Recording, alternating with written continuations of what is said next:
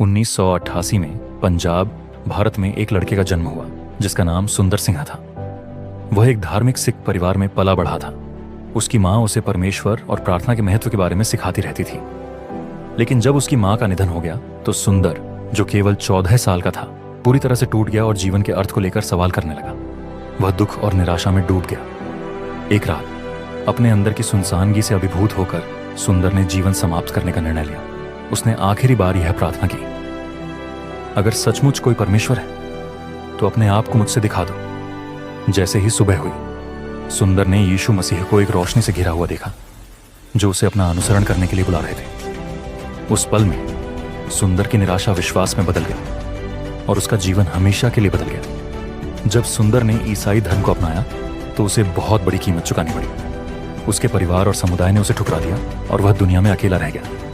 लेकिन सुंदर दृढ़ रहा और उसने कहा, लोग मुझे छोड़ सकते हैं, वे मुझे ठुकरा सकते हैं, लेकिन मैंने सबसे बड़ी संपत्ति पाली है, यीशु मसीह।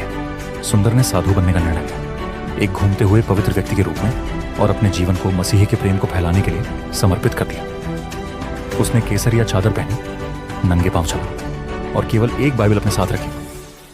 वह भारत भर और यहां तक कि तिब्बत भी गया। उसे भूख, गिरफ्तारियां, शारीरिक हमले और मृत्यु के करीब अनुभव हुए।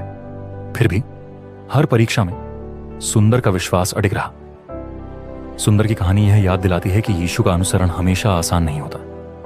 आप अस्वीकृति, हानि या कठिनाइयों का सामना कर सकते हैं, लेकिन जो कुछ भी आप खोते हैं, सबसे बड़ी बात जो आपके साथ हो सकती है वह है यीशु मसीह को जानना। जब आपके पास यीशु होता है तो आपके पास आशा, उद्देश्य और एक ऐसा प्रेम होता है जो कभी नहीं टूटता। सुंदर का जीवन हमें यह सिखाता है कि हमें परमेश्वर पर पूरी तरह से विश्वास करना चाहिए और हमारे विश्वास को निडर होकर जीना चाहिए, चाहे इसके लिए कोई भी कीमत चुकानी पड़े। सुंदर की तरह हमें साहस के साथ आगे बढ़ना चाहिए, यह जानते हुए कि यीशु सब कुछ से अधिक महत्वपूर्ण है।